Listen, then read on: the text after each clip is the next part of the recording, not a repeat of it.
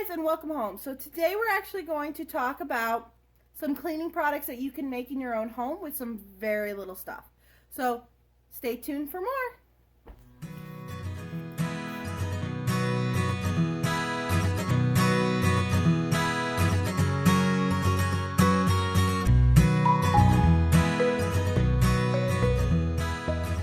Alright guys, so again, we're going to be talking about, in this case, disinfectant wipes. So, more specifically for the countertops.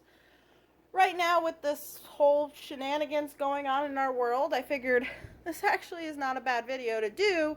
And this is something that I personally have been making now for, oh gosh, how long have I been teaching? Really long time. I've been making this for a really long time. Hence why I don't really care what this looks like. Maybe eventually I'll make it look pretty or whatever. But I have all my information on it that I need to make what I'm doing. So that's why it is the way it is. So first off, the container. So this container right here is simply a previous use Clorox container. Okay, nothing really special. You really can use anything. If you drink a lot of coffee, you can use the plastic coffee containers. In this case, just because of what we're putting into it, I would only stick with either plastic or glass. Okay, I really wouldn't put anything else of this nature in those containers. But with that said,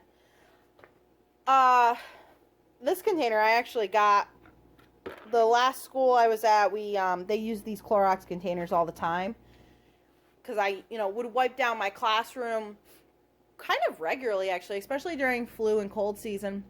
And I wound up going through a bunch of these, and I was like, I gotta do something with them. I can't keep throwing these away.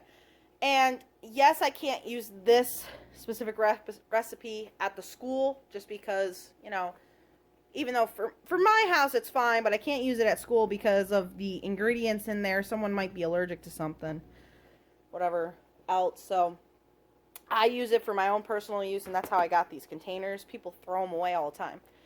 The cloths here, I prefer microfiber cloths personally. Okay, so the microfiber cloths I actually got from Walmart. So in their cleaning section, they have like a box of 40 that you can get. And you can either get them in multicolors or just yellow. And you can tell I've kind of reused these quite a few times. And they're microfiber cloth. So I have calluses on my hands. So when I pick these up, they kind of, you can't really see it in here, but they do get stuck to my hands every once in a while. And that's what you want. You want something sticky so it like sticks to it. So that's why I like these, because they're the microfiber. And all I do is I roll them up like this. I kind of roll them together. And I get a little whooshy on the top here. And then what I do is I pop this open.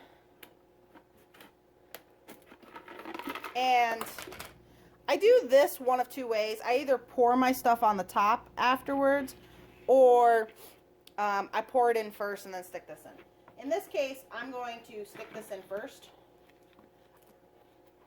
just because I want to use them right away. So if I want to use these right away, I pour the stuff in first, or after, I should say. So, and then I put the little whooshy that I have stuck up right through there. So it's all stuck on there. That way, when I pull this out, here, let me see if I can, I think my camera moved. Boop. There we go.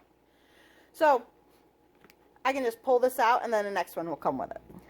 Alright, so now that I got my container, I got my rags, I'm actually going to follow my recipes on here. Alright, so first thing first is 1 cup of water. So I'm going to bring in my cup of water. Set. Next thing is rubbing alcohol. So the rubbing alcohol again, I normally don't use 50%. I'll tell you that right now. Normally the rubbing alcohol I use is a 60 or better, which is what's recommended for flu-like stuff and things. But since we're just doing this for the countertops, I'm going to do the 50 just because that's all I could find. So that, ooh, I shook my camera. That's all I could find, so that's what we're using. So we're going to put in 1 cup of that. So you're going to wind up with a total of 2 cups here. And a lot of times what I'll do is, oops, I'm making a mess.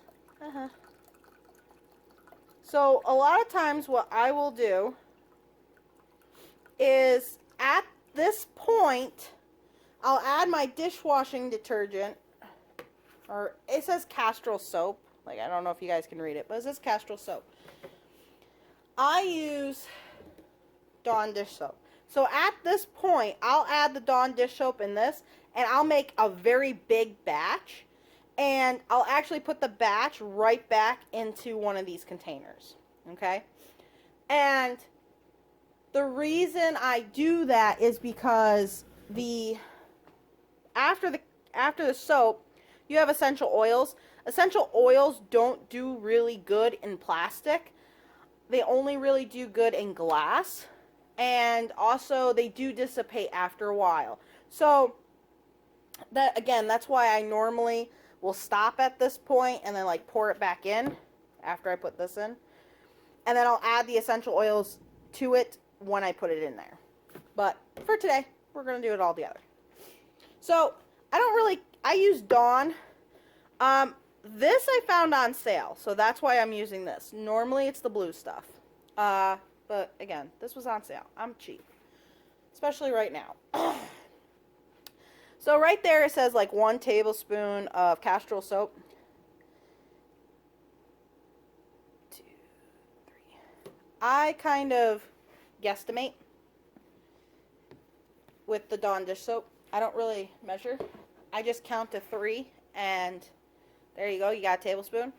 At this point, I normally stir it up.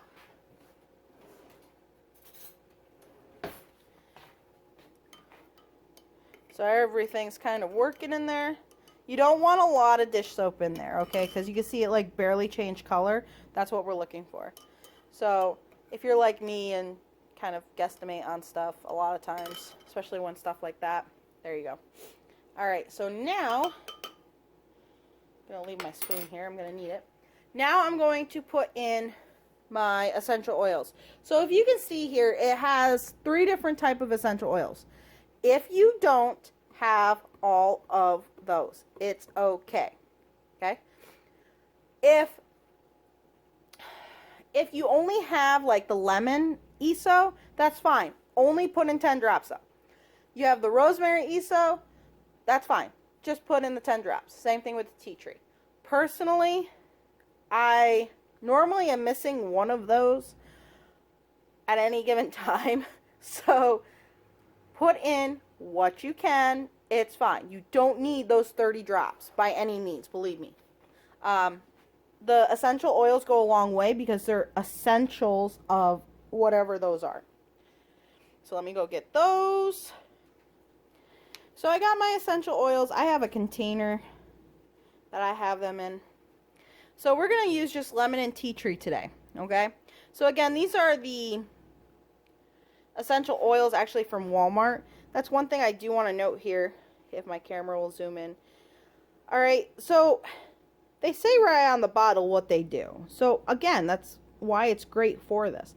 But the other thing is that they each, like tea tree, has disinfecting qualities, okay? Same thing with the lemon. So that's why we're going to be using these. And that's why you find a lot of cleaning products with these smells, okay? Because that's what you associate these smells with too. Now, these specific ones are, let's see if we can, I was hoping for a bigger name. Let's see if my camera will focus. So these are the Walmart brand.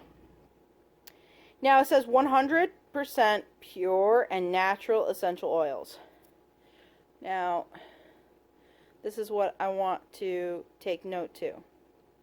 When you're looking for essential oils, when you look at the ingredients, if it does not have 100% pure tea tree, the name, the Latin term for them, an essential oil, then don't use it. Just don't. Not for this. Okay, because you don't know who's going to be touching your counters. Like, especially if you got little kids running around, they touch the counter, they stick their hands in their mouth like they're so well of doing. You don't want anything but the pure essential oil that they're basically sticking in their mouth. So make sure, you know, you're paying attention to the fact that the ingredients actually say what they are. Okay, same thing right here.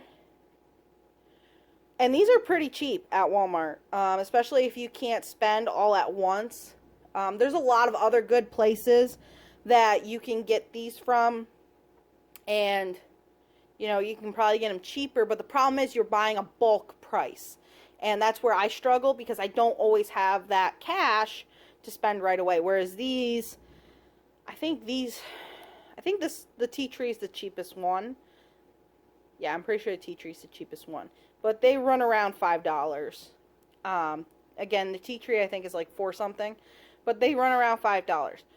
They last forever. Okay, keep that in mind. So if you're buying essential oils, know that they're going to last forever. You'll be fine. So I'm going to put 10 drops each of these in there. And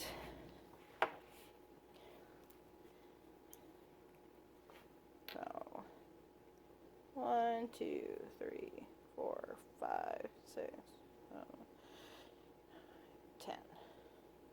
Oh, I got an extra one. Oh, well. Oh, my God. If you could just smell this. I personally love the smell of tea tree. Personally. 1, 2, 3, 4.